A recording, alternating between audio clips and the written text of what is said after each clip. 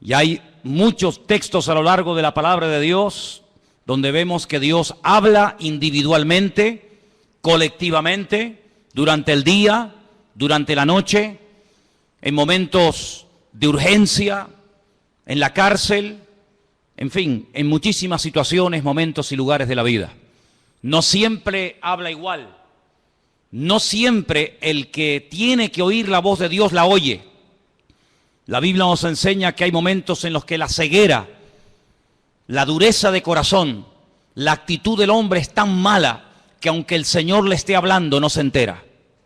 Y es tremendamente triste ver que a veces Dios le habla a la gente, le está mostrando el camino, le está indicando que por ahí no va bien, o por aquí va bien, o esto hay que hacerlo, o aquello no hay que hacerlo, y él ni se inmuta, ni se entera.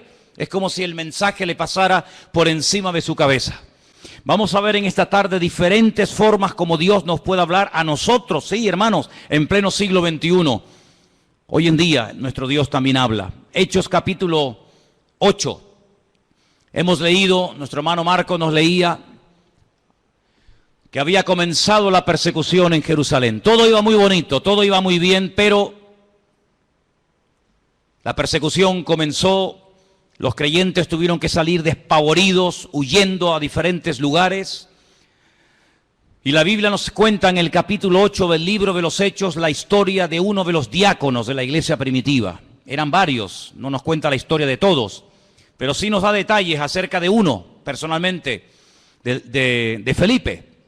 Dice la Biblia que este hombre llegó a tener 4 hijas, después lo vamos a ver, hijas que tenían el don de la profecía, un hombre que tenía un don también que era el de la hospitalidad, daba hospedaje a personas que servían al Señor, pero este fue una de las personas que salió huyendo y se fue en dirección a Samaria, donde no había llegado el Evangelio. Recuerden que estaban todos en Jerusalén desde el día de Pentecostés, o mejor dicho, desde el día de la Ascensión. Llegó el día de Pentecostés, pasaron unos cuantos días, semanas, tal vez meses, y allí seguían en Jerusalén. La iglesia crecía y crecía, pero no se expandía. Crecía solamente en un lugar, y la voluntad del Señor era que fueran por todo el mundo, por todas las naciones de la tierra, por los 5 continentes predicando el Evangelio, pero ellos no iban a ir. Estaban muy cómodos, muy bendecidos, estaban muy a gusto en Jerusalén, a pesar de que a veces había prohibiciones por parte de las autoridades religiosas, sobre todo, de que no predicaran el Evangelio, pero ellos ahí estaban muy cómodos. Miles y miles de personas cada día venían a las reuniones, milagros, señales, prodigios, pero de ir a Samaria, olvídate. De salir de Israel, olvídate. El Señor tiene que permitir una persecución. Y en esa persecución dice que Felipe se va a Samaria, allí predica, las multitudes reciben el Evangelio. Recuerden que el Señor Jesucristo había estado en Samaria, allí le había hablado a la mujer samaritana, ¿os acordáis? Dice la Biblia que los samaritanos le pidieron que se quedara allí con ellos, es decir, que era gente muy receptiva. Pero los discípulos no tenían ninguna intención de llevar el Evangelio a Samaria, por muchos motivos. Pero estando en Samaria, en el versículo 26, capítulo 8 de Hechos, dice que un ángel le habló a Felipe. Fijaros el sistema que el Señor utiliza para hablarle a Felipe estando en Samaria. Un ángel. El Nuevo Testamento está lleno de ángeles que van y vienen trayendo, llevando mensajes a personas. Y dice que un ángel le habló a Felipe y le da una orden concreta, muy clara de entender, y es la siguiente: levántate, ve hacia el sur. Él estaba en el centro del país, Samaria está en el centro. Dice, no, tienes que ir hacia el sur, por el camino que desciende de Jerusalén a Gaza, la famosa franja de Gaza. Allí es un camino que todavía hasta el día de hoy es un camino desierto, imagínense ustedes hace 2000 años. Entonces él se levantó y fue. Esto es muy fácil leerlo, ¿no? El Señor le habla a través de un ángel, lo deja todo y se marcha. Ya. Parece muy fácil, pero yo veo gente que llevan aquí años oyendo la voz de Dios, de alguna manera, no digo a través de un ángel, pero a través de predicaciones, a través de consejos, o a través de un libro cristiano, como sea, y todavía no han hecho caso. Sin embargo, Felipe no cuestiona, dice, pero ¿cómo me voy a ir yo a Samaria? ¿Y quién se queda al cargo de la obra? Yo he abierto esta obra, Yo la estoy pastoreando, yo la estoy atendiendo. La gente es recién convertida, la gente es nueva. Aquí hay un mover de Dios tremendo. ¿Cómo me voy a ir yo de aquí? Y además, ¿a dónde? Me tendré que ir a un sitio mejor, ¿no? No, al desierto. No cuestiona la orden, no pone excusas, no dice yo no puedo, yo estoy demasiado liado ahora mismo, búscate a otro. Sino que dice que se levantó y se fue al desierto, en obediencia. Yo llamo a este hombre Felipe el obediente. Amén, hermanos. Felipe el obediente. No cuestiona, no duda, no pospone la orden, sino que dice, se levantó y se fue. Y sucedió, ahora sigue el resto de la historia diciéndonos, que un etíope, eunuco, funcionario de Candace, la reina de los etíopes, el cual estaba sobre todos sus tesoros y había venido a Jerusalén para adorar, volvía sentado en su carro leyendo al profeta Isaías. Ya había ido a Jerusalén, menudo viaje, ¿eh? Menudo viaje en carro, desde África, desde Etiopía hasta Jerusalén. Un viaje enorme. No fue en avión, no fue en tren, no fue en coche, fue montado en un carro que por muy cómodo que fuera, pues imagínate. Y ahora volvía. El objetivo por el cual había ido de Etiopía a Jerusalén era para adorar a Dios. Primero, él no iba a poder entrar en cualquier parte del templo. Primero, porque no era judío. Segundo, porque era eunuco. Y por otras muchas cosas más. Sin embargo, el hombre no se desanima por sus limitaciones, sino que va a Jerusalén. Y me llama la atención que dice que había llevado mucho dinero, todos sus tesoros. Claro, es que no le iba a resultar nada fácil que un rabino judío le vendiera nada más y nada menos que el rollo, el pergamino del profeta Isaías. Eso le habrá costado una auténtica fortuna. Venderle a un extranjero, a un no judío, el libro del profeta Isaías, eso costaba una fortuna. Pero él volvía y dice que venía leyendo. Luego tuvo que aprender a leer en hebreo, porque él como etíope no hablaba hebreo. Pero era tanto el interés, era tanto el anhelo que tenía este hombre de buscar a Dios, que tuvo que aprender, alguien le tuvo que enseñar a leer en hebreo y a entender lo que leía. Y no contento con haber ido a adorar al templo a Jerusalén, volvía aprovechando el tiempo, sentado en su carro leyendo al profeta Isaías. Y yo le doy de verdad infinitas gracias al Señor, porque el Señor le mostró, el Señor le inspiró a Lucas, que es el que escribe este relato, y nos cuenta qué trozo del libro de Isaías venía leyendo, nada más y nada menos que una parte del famoso capítulo 53 del libro de Isaías, que se titula Sufrimientos del siervo del Señor. Y el pasaje que leía era este, versículo 32. Como oveja a la muerte fue llevado, como cordero mudo delante del que lo trasquila, así no abrió su boca.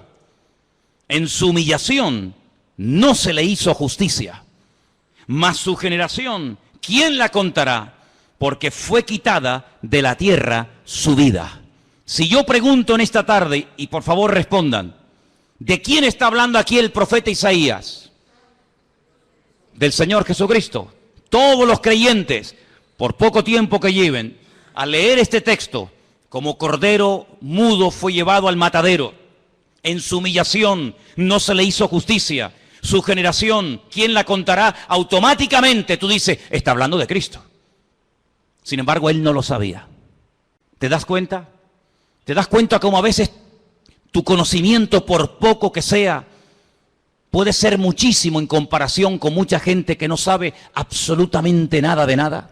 Un pasaje tan claro, tan fácil, tan sencillo de entender. Este pobre hombre no sabía de quién estaba hablando. Y entonces fijaros en el verso 29, ahora no es otro ángel el que tiene que acercarse a Felipe, sino que ahora dice el Espíritu, le dice a Felipe, acércate y júntate a ese carro. Tal vez una voz interior, el Espíritu le habla claramente, el hombre se acerca, presta atención y mira cómo sabía Felipe que venía leyendo al profeta Isaías. Claro, hoy en día es muy fácil tener toda la Biblia debajo del brazo, toda la Torá, todos los profetas, todos los salmos, los evangelios, los libros proféticos, los libros poéticos. Es una maravilla, ¿sí o no? Es una maravilla poder llevar la Biblia, hermanos, y saber toda la historia, lo que Dios hizo en el Antiguo Testamento, lo que hizo en el Nuevo, lo que hará en el futuro, etcétera, etcétera.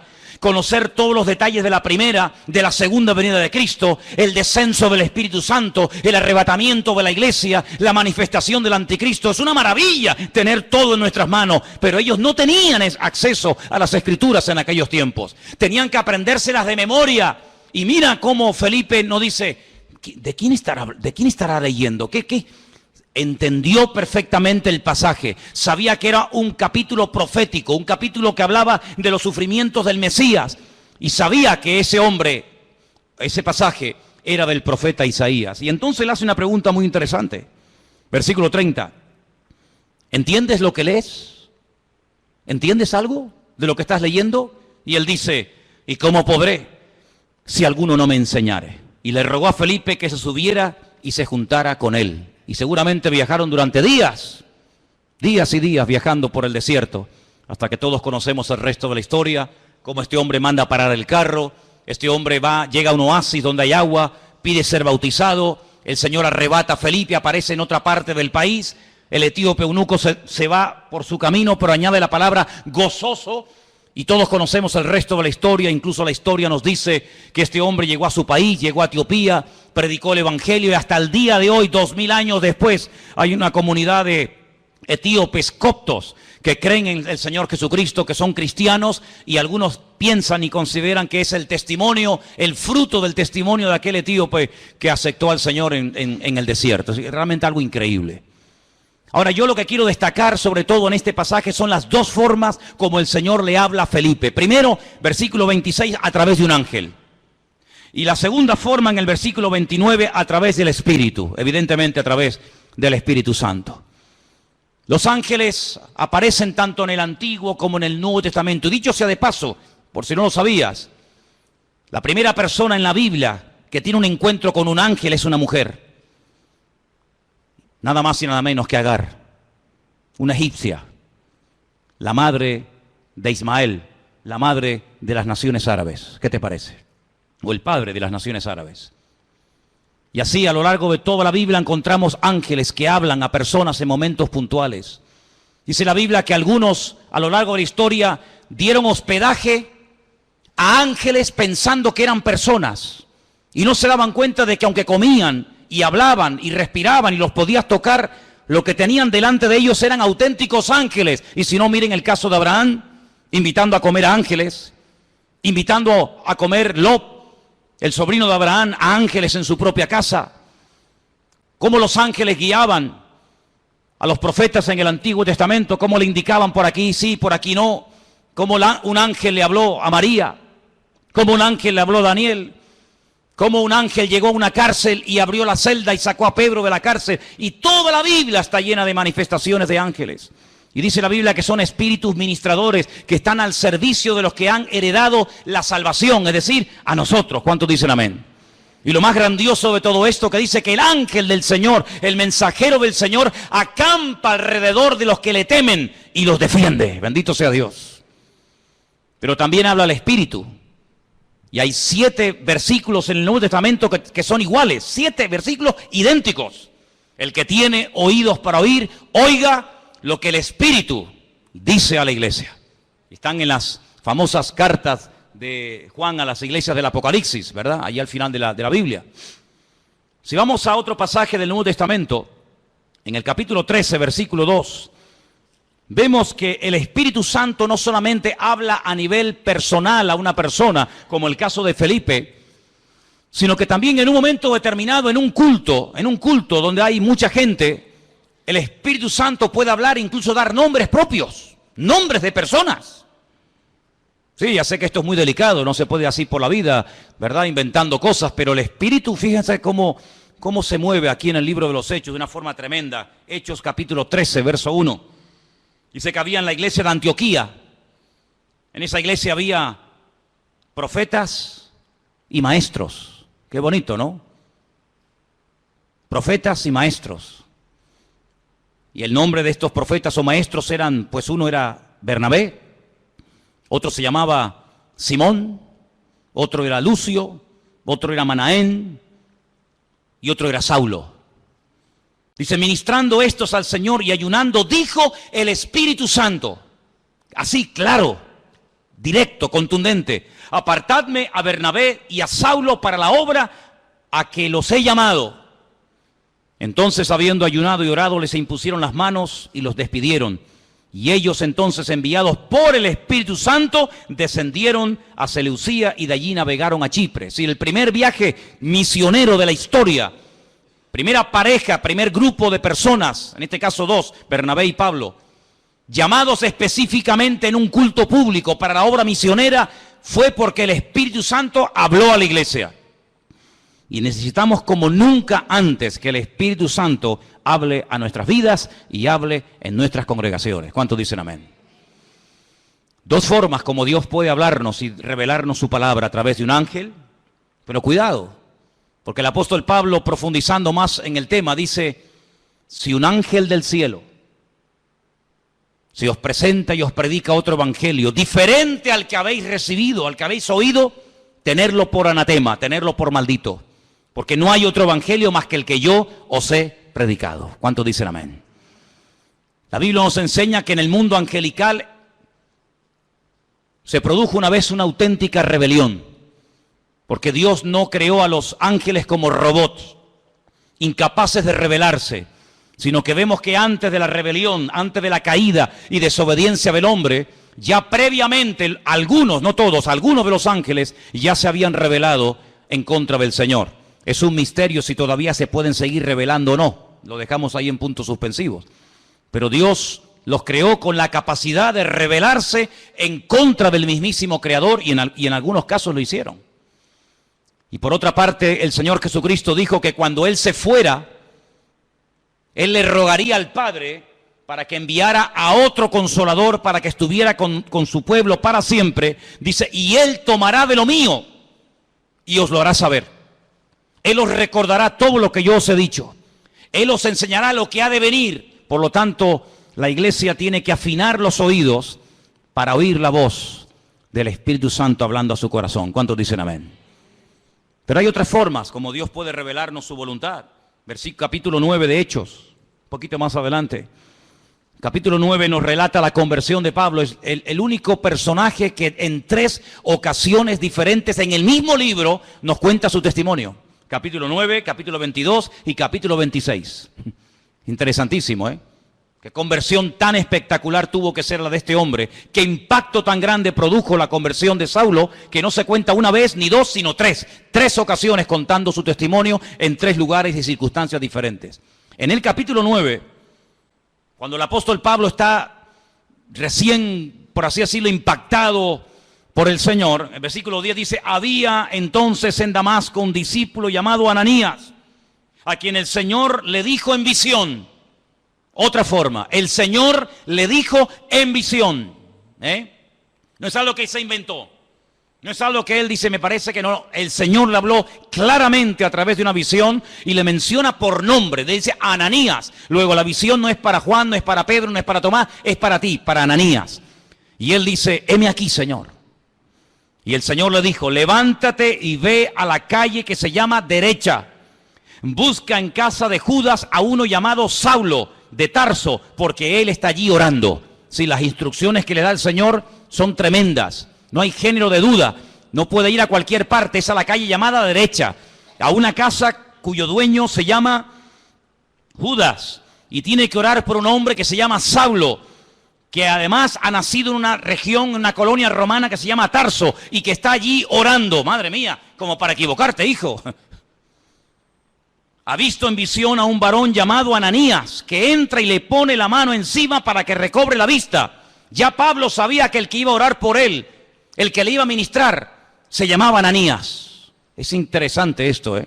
Podríamos hablar mucho acerca de cómo incluso el que va a recibir oración ya sabe quién va a ir a orar, a imponerle las manos para que recobre la vista. Así que fue una visión lo que el Señor le permite tener a Ananías.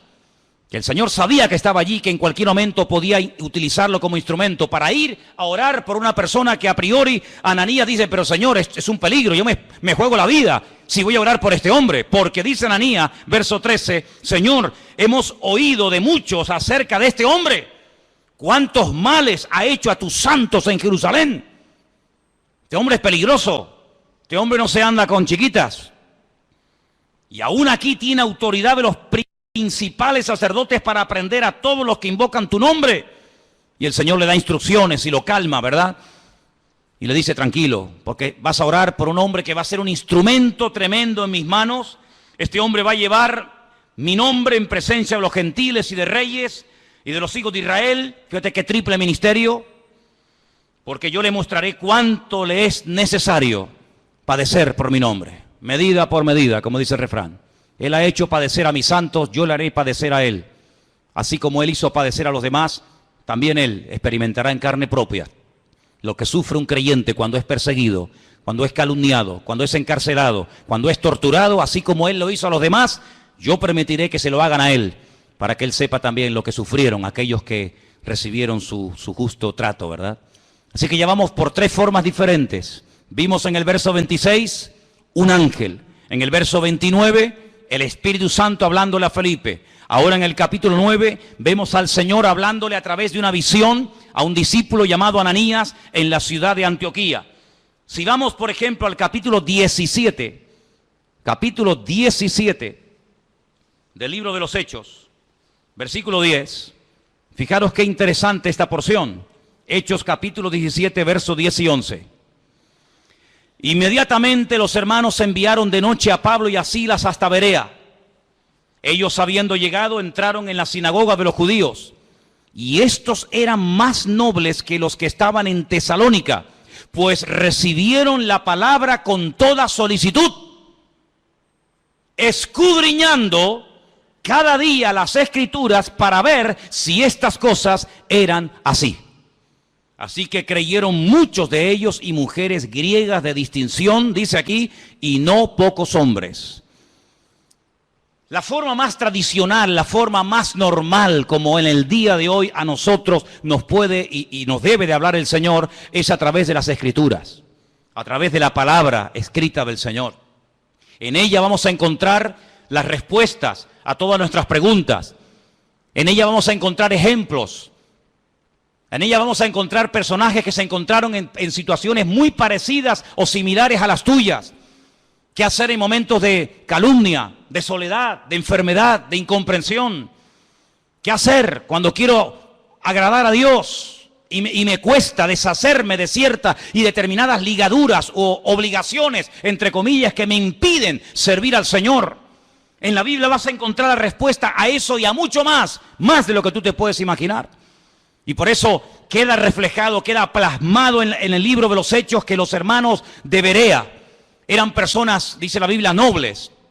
Porque dice que cada día escudriñaban después del mensaje si lo que Pablo les acababa de enseñar era realmente así o no era así. Eso es como si ahora al terminar el culto, yo cojo y me voy a casa y ustedes se reúnen aparte en este salón o por varios grupos y comienzan a debatir, comienzan a hablar entre ustedes diciendo, hermanos, pastor, esta tarde nos ha hablado de esto, ¿qué opinas?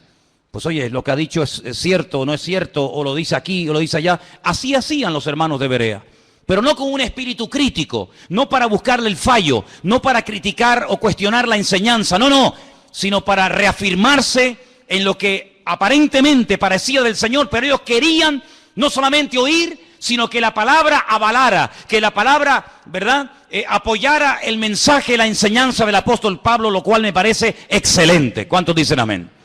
Personas que sabrían, bueno, tú tienes algo que decir, venga, sube, compártenos, predícanos. ¿Has terminado?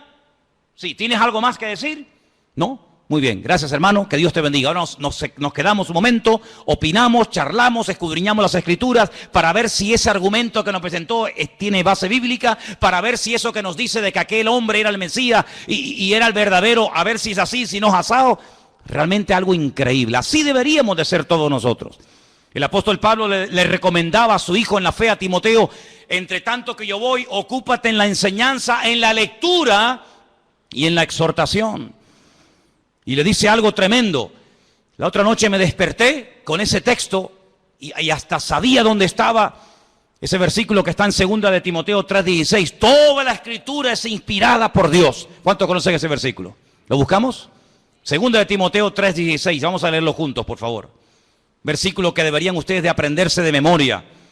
Muy útil en estos tiempos. Dice así, 2 de Timoteo 3:16. Vamos a leerlo juntos. Toda la escritura es inspirada por Dios, útil para enseñar, para redarguir, para corregir, para instruir en justicia, a fin de que el hombre de Dios sea perfecto, enteramente preparado para toda buena obra. Así que cuando usted busca ser instruido, ser enseñado, ser amonestado, ser confrontado, vaya a la palabra y la palabra le va a hablar. Si usted tiene una buena actitud, si usted verdaderamente quiere aprender, si usted verdaderamente quiere corregir cualquier error doctrinal, cualquier mala costumbre de su vida, vaya y a la luz, al espejo de la palabra de Dios, el Señor le va a hablar, porque la palabra dice que es útil y ayuda al que está empezando, ayuda al que lleva mucho tiempo, ayuda al que está pensando dar un paso de fe, ayuda al que está un poco decaído y no sabe qué hacer, ayuda al nuevo, al viejo, nos ayuda a todos. La palabra de Dios es tremendamente útil. ¿Cuántos dicen amén? Y hay que escudriñarla. Jesús dijo, escudriñad, meteros en la palabra, estudiar la palabra, porque ellas son las que dan testimonio de mí. Me llama mucho la atención que cuando el Señor Jesucristo resucitó, en una de las apariciones, va caminando por un camino, llamado el famoso camino de Maús, y se acerca a dos personas que van desanimadas, van desilusionadas, porque ellos tenían una expectativa, ellos tenían la confianza de que el Señor Jesucristo era el verdadero Mesías, y como no se han cumplido aparentemente sus expectativas, van tristes, cabizbajos, van caminando, debatiendo entre ellos, y de repente se aparece el Señor y se une a la conversación. Permítame leerles en Lucas 24, a partir del versículo 21. Presten atención porque de verdad que es una porción tan interesante, tan edificante. ¿Qué hizo el Señor para levantar el ánimo? ¿Qué hizo el Señor para quitar la tristeza, la desilusión de los corazones de estos dos hombres sinceros que esperaban algo que aparentemente no se cumplió? Veamos. Lucas 24, versículo 21.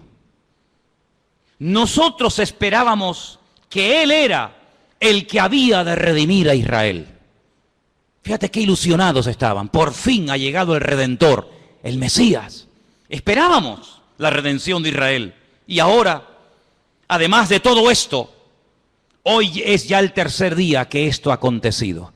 Parece como que por un momento les pasa por la mente el hecho de que Él había dicho que al tercer día resucitaría.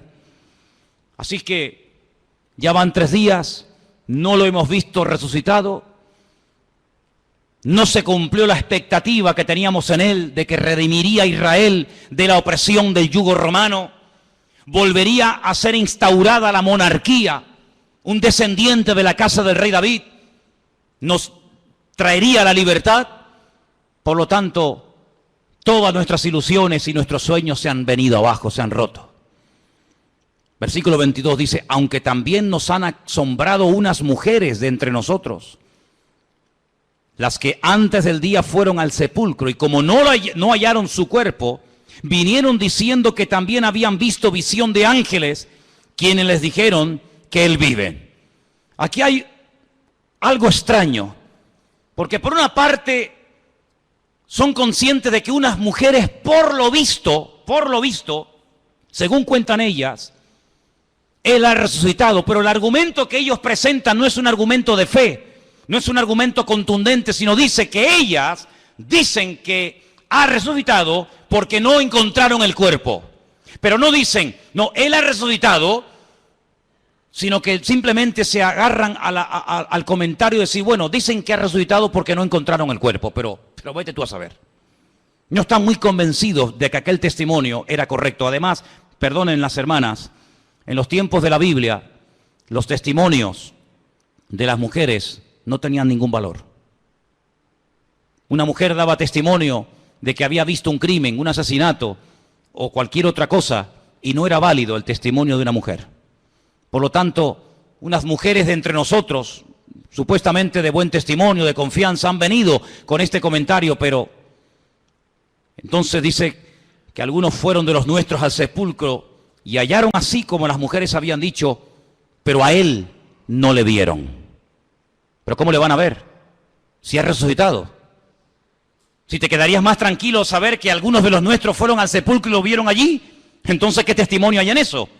Algunos de los nuestros fueron a comprobar si verdaderamente había resucitado y cuando llegaron allí no lo vieron. Pues ¿te parece poco testimonio? Es que ese es el gran testimonio. Es cuando hemos ido a Jerusalén y nos metemos dentro del sepulcro y algunos hermanos, no siempre, pero algunos me preguntan, dicen, una pregunta ahí, ¿y qué hemos venido a ver aquí? Digo, aquí, nada. Aquí hemos venido a ver una cueva vacía, una tumba vacía. Este es el gran testimonio. Si viniéramos aquí y viéramos que está ocupada, te aseguro que yo no hubiera venido aquí tantas veces. Pero lo grandioso de nosotros es que vamos a Jerusalén y vemos una tumba que está totalmente vacía y se puede visitar. ¿Cuántos dicen amén? Si estuviera ocupada, pues menuda ruina. Vana sería nuestra fe, dice la Biblia. Ahora escucha bien esto. Esto es tremendo. Entonces Él les dijo, ahora habla el Señor, hasta ahora han hablado ellos, ahora va a hablar el Señor y les dice, oh insensatos y tardos de corazón para creer todo lo que los profetas han dicho. Tardos de corazón, ¿por qué os cuesta tanto creer? Eso significa tardos de corazón.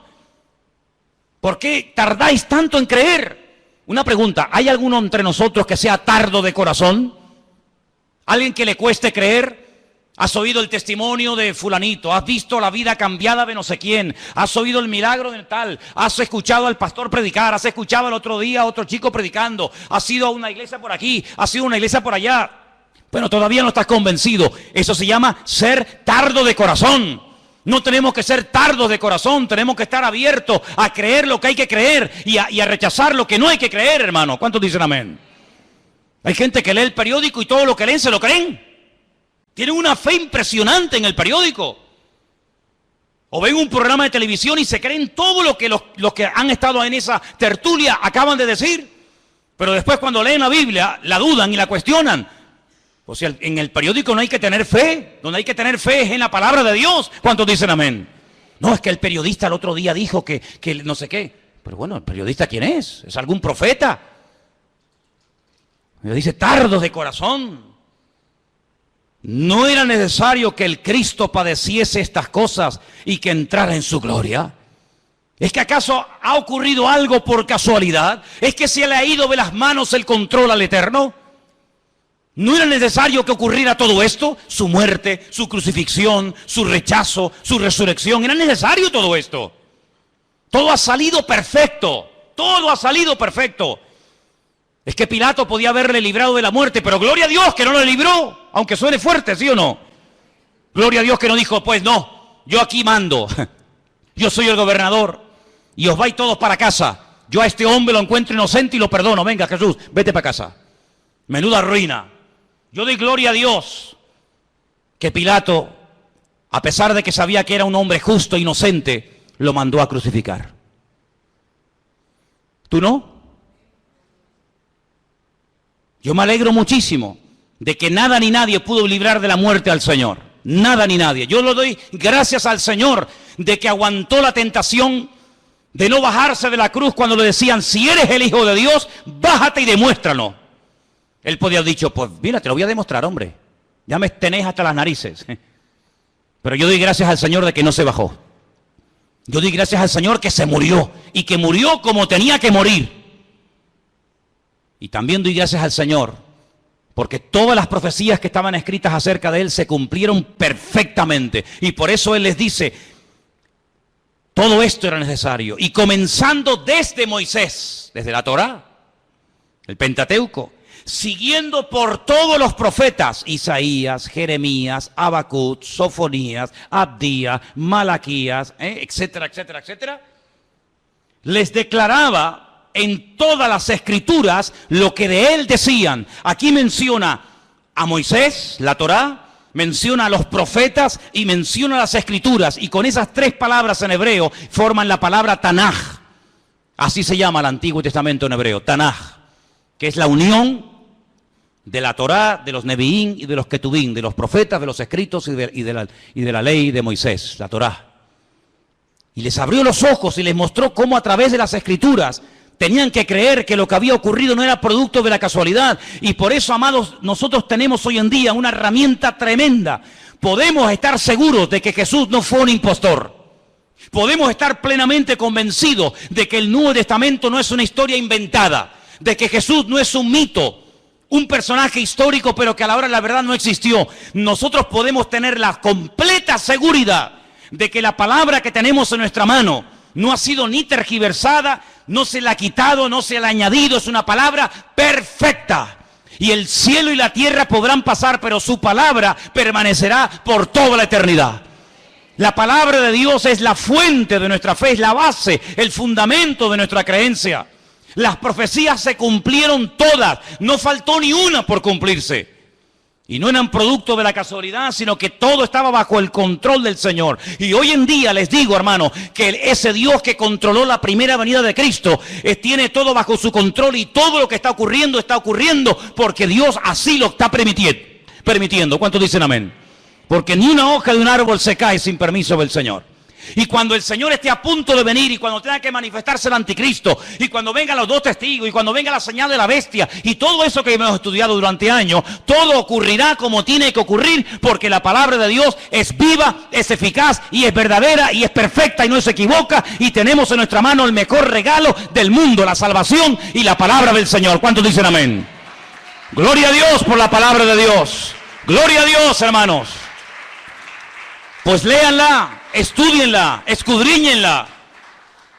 Si alguien busca voluntad de Dios, métete en la Biblia, métete en la palabra, levántate temprano, acuéstate más tarde si quieres, y comienza a leer y a buscar por aquí y a buscar por allá, y seguro que el Señor te hablará tu vida, porque el Señor siempre habla a través de su palabra. Fíjate qué poder tan grande tiene la palabra de Dios, que hasta Cristo la usó para atacar al diablo cuando era tentado en el desierto de Judea. Podía haber usado cualquier otro argumento, ¿sí o no? Pero sin embargo, ¿qué hizo? Usar la palabra. Escrito está, escrito está, escrito está. Y con esas palabras desmanteló las tentaciones del diablo y pudo tener un ministerio eficaz, un ministerio victorioso, porque la palabra de Dios le da efectividad a nuestra vida. Bendito sea Dios. Así que hemos visto cómo los ángeles pueden ser en un momento determinado usados por el Señor para hablarnos. Vemos cómo también el Espíritu Santo puede hablar claramente en la iglesia o a nivel personal. Vemos cómo a través de una visión, a través de la palabra. Capítulo 21 del libro de los Hechos, hay algo muy interesante que aquí se menciona, y aparece un personaje poco conocido,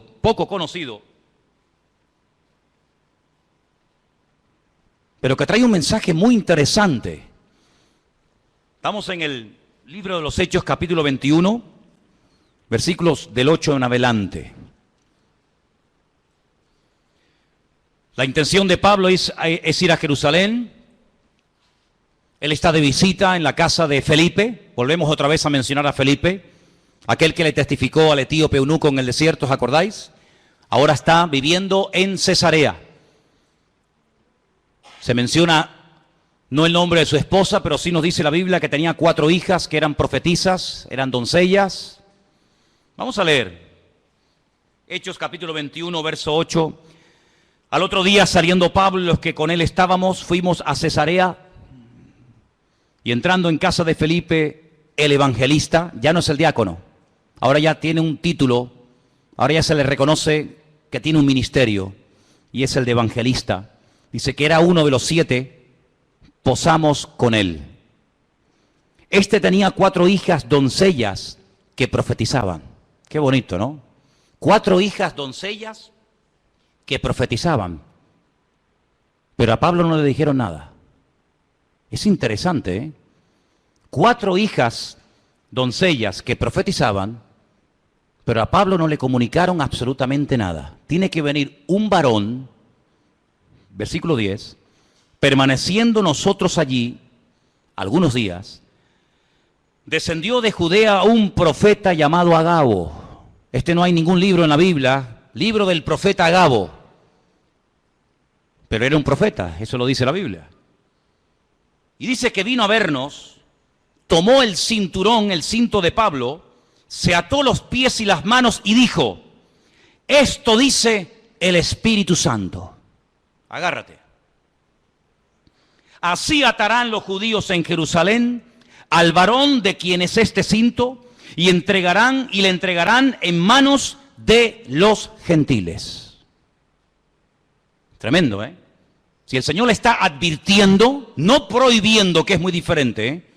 Una cosa es que Dios te advierta de un peligro y otra cosa es que Dios te prohíba hacer o decir o ir a un determinado lugar.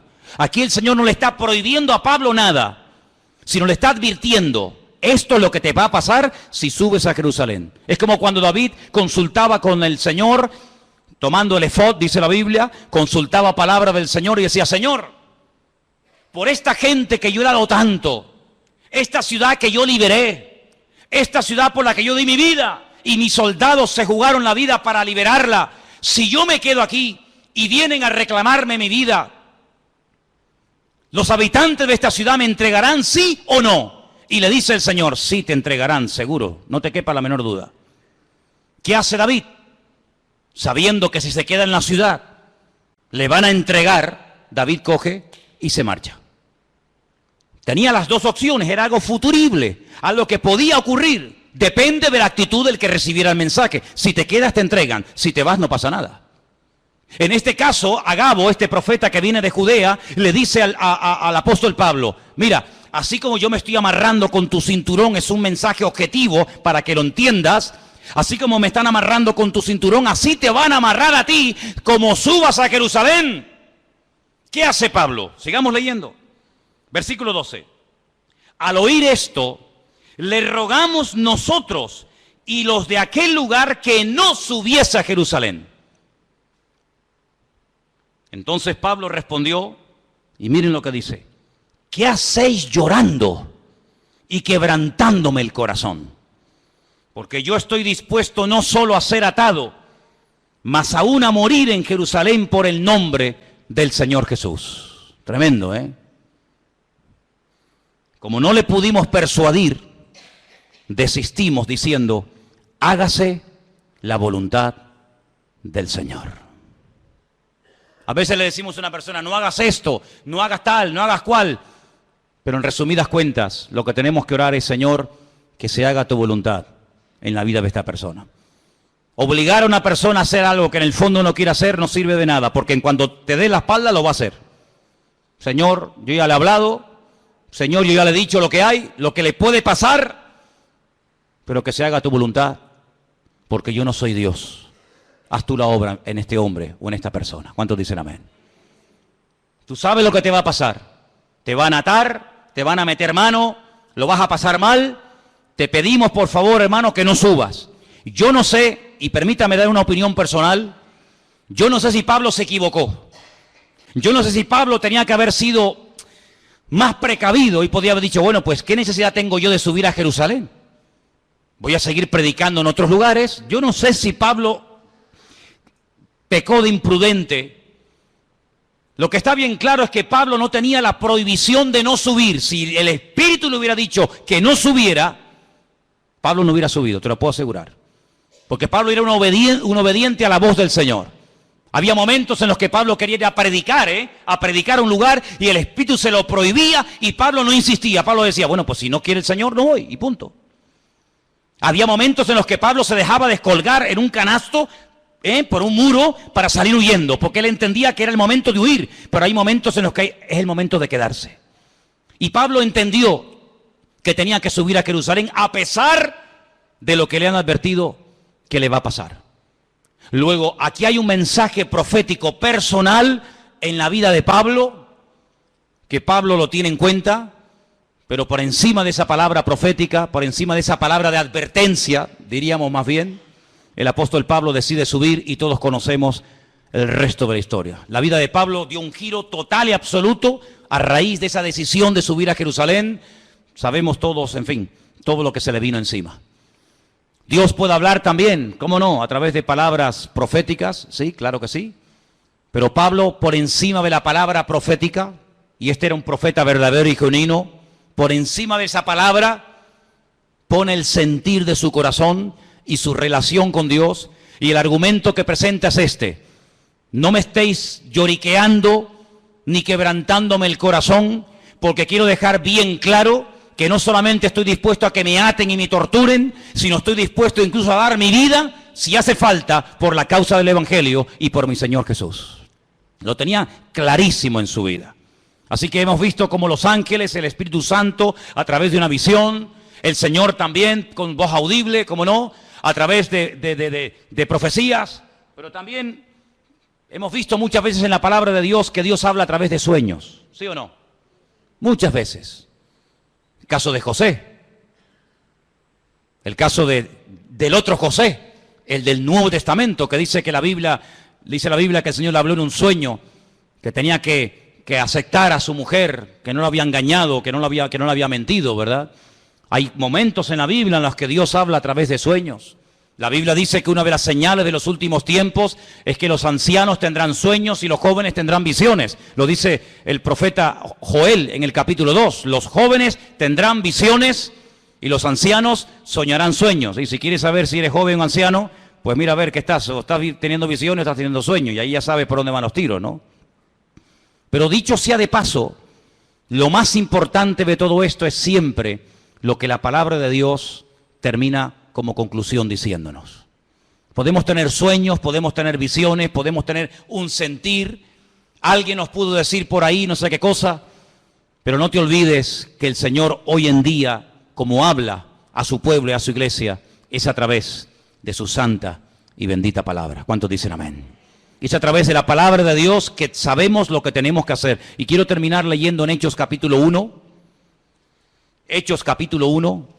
Para que veáis cómo hay un texto que en aquellos días de espera, desde la ascensión de Cristo hasta que llega el día de Pentecostés, ellos están estudiando la palabra, ellos están analizando las Escrituras y llegan a un texto que dice lo siguiente, Hechos capítulo 1, versículo 20. Hechos 1, versículo 20. Esta palabra que vamos a leer, ellos la leyeron del Salmo 69. Salmo 69 dice así: está escrito en el libro de los Salmos, sea hecha desierta su habitación y no haya quien more en ella. Tome otro su oficio y tome otro su oficio. Ellos interpretaron por este versículo del Salmo 69, repito, ellos interpretaron que había quedado un vacío cuando Judas, uno de los discípulos, se ahorcó y se quitó la vida. Ellos entendieron que según este salmo había que nombrar a otros. Ahora, cuidado.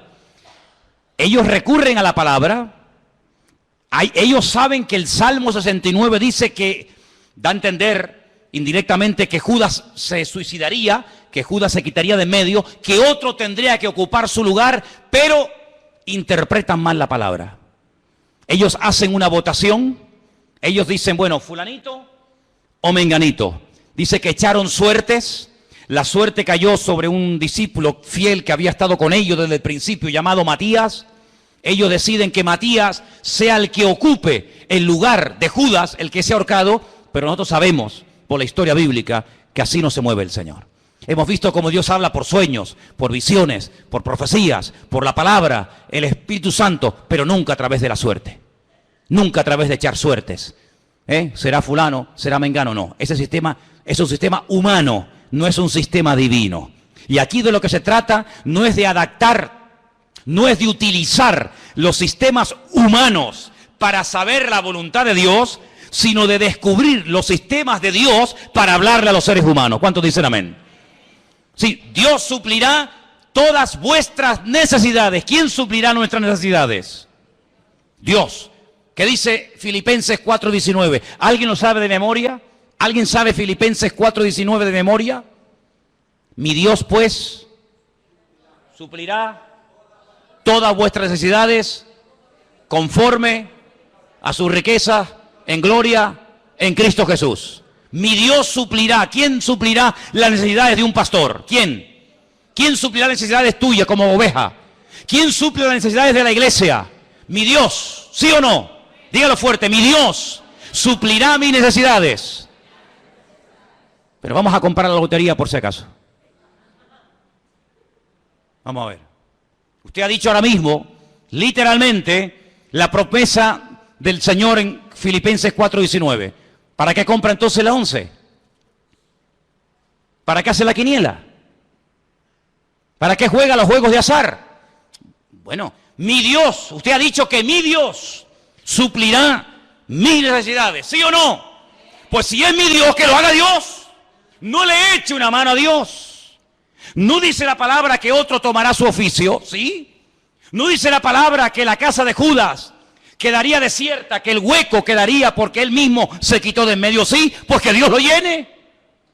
Si Dios nos nombró a nosotros, ¿a ti quién te nombró, Juan? ¿A ti quién te llamó, Pedro? ¿A ti quién te llamó, Tomás? Y a ti, Juan, y a ti, Bartolomé, y a ti, Mateo. ¿Quién te llamó a ti? A mí me llamó el Señor. Dice que estuvo toda la noche orando, ¿sí o no? ¿Os acordáis? Toda la noche estuvo orando. Y al día siguiente dice, Juan, Andrés, Santiago, y Él los llama. Bueno, pues si nos llamó a nosotros así, ¿por qué ahora nosotros queremos echarle una mano a Dios de llenar un vacío que Él permitió que se vaciara? Que lo llene el Señor, porque su palabra, para que se cumpla, el que tiene que actuar es Él y no yo. Entonces ustedes tienen que madurar y tienen que crecer para daros cuenta de que no puede haber incongruencias con la fe. No se pueden mezclar sistemas divinos con sistemas humanos. Dios habla por sueños. Amén. Gloria a Dios. Nadie cuestiona eso, hermano.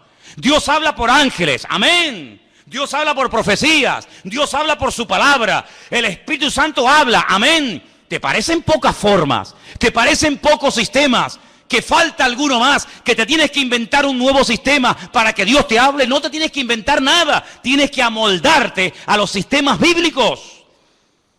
¿Estás buscando la voluntad de Dios? Gloria a Dios, me parece estupendo. Pero no es Tim Marín de Dos Pingües, Cucaramaca, Titirifue. No, no es eso. Señor, háblame. Y el Señor te puede hablar esta noche. El Señor te puede hablar en una profecía, a través de un mensaje, a través de un ángel. Claro, ¿cómo no te va a poder hablar el Señor si el Señor no ha cambiado? Pues si el Señor no ha cambiado y tú tienes la fe y la creencia de que Él no ha cambiado, que Él ni es sordo ni es mudo, amén, ni es sordo ni es mudo, pues abre tu corazón a las formas que Dios ha escogido para revelarte su voluntad y no pongas tu sistema nuevo que no tiene nada que ver con el sistema de Dios. Cuando Dios quiso llamar a Abraham, ¿a quién llamó? ¿A quién llamó? A Abraham. Cuando el Señor quiso utilizar a David para que fuera el segundo rey de Israel, le dijo a Samuel, vete a la casa de Isaí, son 8 hermanos, ponga en una bolsa los 8 nombres y venga, vete sacando. No, este no es, este sí es. No, porque para ti es difícil saber entre 8 cuál es el verdadero, pero para mí no. Amén. ¿Cuál será? ¿Será este? ¿Será el otro? El Señor sabía cómo se iba a llamar el segundo rey de Israel, ¿sí o no? Pues vete y unge a David. Y a ese fue el que ungió el Señor. El Señor sabe dónde vives. El Señor sabe cómo te llamas. El Señor sabe qué número de zapato tienes. Tu DNI lo conoce el Señor, tu ADN, tu grupo sanguíneo. Lo conoce absolutamente todo. Dice que nuestro embrión nuestros ojos vieron al Señor. Por lo tanto, amados hermanos, no tengamos temor de que no vas a saber qué hacer en la vida. Porque el que busca halla, el que llama se le abrirá y el que pide recibe, dice la palabra. Lo que hay es que buscarle de corazón, lo que hay es que buscarle de verdad. Pero ahora te digo lo siguiente, si tú lo buscas de verdad, si tú le pides, Señor, háblame, si tú le pides, Señor, guíame, si tú le pides, Señor, úsame, si tú le dices, Señor, cuenta conmigo, cuidado porque Dios te va a tomar la palabra. Y cuando Dios te hable, ya no tienes excusa. Cuando Dios te diga, sí, úsame, pues venga, ahora la obra. Ay, pero espera, no, Tú me dijiste que te usara y yo te quiero usar y tú me estás poniendo pega. Ahora no, mañana y espérate que no sé qué y espérate que no sé cuánto. No hagas un plan paralelo. Tú tienes que adaptarte al plan y al diseño y al propósito de Dios para tu vida y no tener tú un plan paralelo y de vez en cuando te metes en el plan de Dios y de vez en cuando quieras que Él se meta en el tuyo. No, hay solamente una línea y es la línea que Dios te marca, no la que tú te estás inventando a tu manera. El Señor dice, encomienda al Señor tu camino. Confía en Él y Él hará. Eso es lo que dice la Biblia. No hay otra forma, no hay otra manera, no hay ningún atajo, sino que siempre hay el mismo precio a pagar. Sinceridad, perseverancia, constancia, y el Señor es galardonador de los que le buscan. Si tú estás buscando palabra de Dios para tu familia, para tu matrimonio, para tus estudios, para tu presente o para tu futuro, si estás buscando palabra de Dios, no que Dios te bendiga tus planes, porque Dios no tiene ninguna obligación de bendecir tus proyectos, ¿eh? Eso es lo que a lo mejor alguien te enseñó, pero yo no te lo enseñaré nunca. Dios no tiene ninguna obligación de avalar y de apoyar tus negocios, tus proyectos, tus ideas, tus planes, tus anhelos y tus sueños de la vida. No, te equivocas. Dios bendice lo que es de Él, lo que Él manda que se haga, lo que Él manda que se ejecute. Eso es lo que Él bendice y prospera y respalda y sostiene. Lo demás no tiene nada que ver con sus sueños. Cierra tus ojos en esta tarde, allí donde estás. Yo te he enseñado. Dios habla a través de ángeles. Dios habla a través de su Espíritu Santo. Dios habla a través de visiones. El Señor habla con voz audible, personalmente, a través de su bendita palabra, a través de palabra profética, a través de sueños. Mira, 1, 2, 3, 4, 5, 6, 7 formas diferentes. 7 formas diferentes. Qué curioso, ¿eh? Toda la música que existe, toda la ópera, toda la música que existe, cualquier estilo que sea, está basado en 7 notas. Con 7 notas principales, de ahí se ha hecho toda la música. Con las poquitas letras de nuestro abecedario, de nuestro alfabeto, se ha escrito todos los libros y toda la poesía y toda la literatura que está escrita en nuestro idioma. No falta nada, no falta ni una sola letra, no falta nada ni sobra nada, todo está perfecto. Con estas 7 formas que te he mostrado esta tarde, es más que suficiente para que tú, hermano y hermana, conozcas la voluntad de Dios para tu vida. El problema no está en los sistemas de Dios, el problema está en los receptores que a veces hacen caso omiso a como Dios está hablando. Pero en esta tarde, Señor, te doy gracias porque tú hablas a través de sueños y de visiones.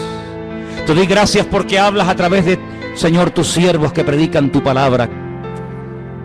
Te doy gracias, Señor, porque hablas a través de tu Espíritu Santo hoy en día a tu pueblo. Y tú también directamente hablas a nuestras vidas, mi Dios. Te doy gracias, Señor, porque tú hablas de tantas y tantas formas y maneras. Ayúdanos a obedecerte, Jesús. Ayúdanos a someternos a tu voz y poder decirte, habla, que tu siervo oye. Señor, habla durante la noche, habla durante los sueños y el descanso. Habla de día, habla al joven y al niño, habla al casado y a la soltera, Señor. Pero no pares de hablar a tu iglesia, Dios. Habla, Señor, habla, Señor. Quita la cera de nuestros oídos, Señor. Quita los tapones de nuestros oídos, para que podamos discernir la voz, el silbo apacible de nuestro Dios en medio de la tormenta de la